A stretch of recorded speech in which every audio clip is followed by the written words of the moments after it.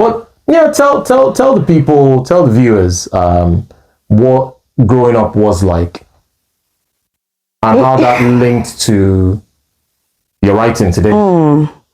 So we grew up in Lagos. It's interesting because when I think about it, we grew up. We hear that, guys. Don't forget to subscribe.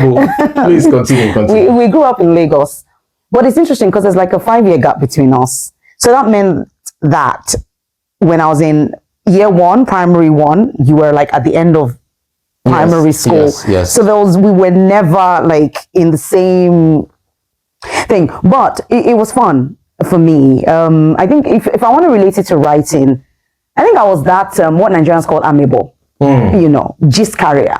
So amebo, guys, I'm just going to be translating a bit. Amebo is gossip. Yes. You guys know many of you are gossips. So you know what that means, right? I was that child that had everybody's gist and would, share with mom, share with you, whenever we had the opportunities to share.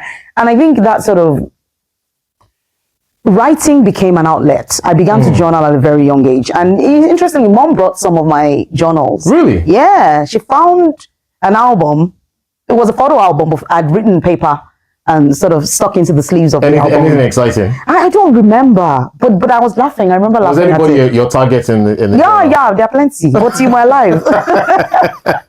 So I don't want to come and look for me. We share that offline. Let's. Yes, I think it was from there. Storytelling has always been a part of me, from listening to people's stories and rewriting it, regurgitating it into writing, and then progressing into fiction. When I came to the UK in 2001, I started blogging. I had a blog, just pouring out my heart as to what it felt like being an immigrant at the time, and just not understanding the culture, expectations of the culture.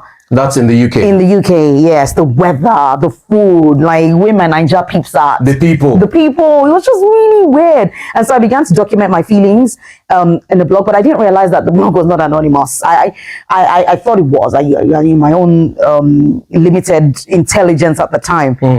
But then it went what you call viral now. I think one day I turned to the back end and I saw we had well over 1 million views. Wow. And that was scary. I wasn't ready for that kind of fame. So I stopped blogging. But then I thought the gift and the desire to keep writing was so imbibed in me that I decided to start writing fiction, and that's how we started. Yeah. Wow, interesting story. Yeah. So that journey from being a child with a curious mind, jotting and documenting your journals, to now getting to the UK, looking at everyone and the experiences. So would you say you're the kind of person that you soak in the atmosphere of where you are? Absolutely. And that ties to my next question in terms of, does that help you with your creative process? Absolutely. I would, I remember some of my most popular blog posts were the ones that I detailed. I think I remember one of my most popular ones actually was my first time at the gym.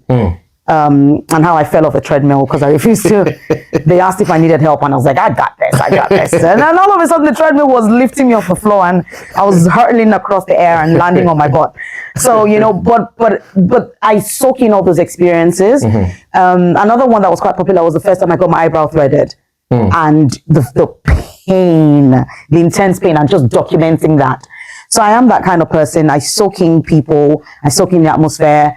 And I write, I very much write like I'm seeing the scene play out in front of me, which is very weird. But I would step by step detail what I'm seeing behind my mind. So vivid imagination. It's quite vivid. 360 view. Yeah, absolutely. Which can be scary sometimes. But yeah, quite an overactive imagination, I would say. Excellent. Yeah. So viewers, you can see that there are 2 books in front of us. I'm going to start with the first one. Yeah. The New York Times best-selling book, The Girl with the Louding Voice. Critical acclaim, commercial success, touched a lot of lives, published in 20 countries. Super, super, super proud of you. So guys, this is the book. The Girl with the Louding Voice. That's the US version, yeah. That's the US version. Still available. Abi, do you want to tell us a little bit about this book before we go to the latest one, which is the current version out for sale?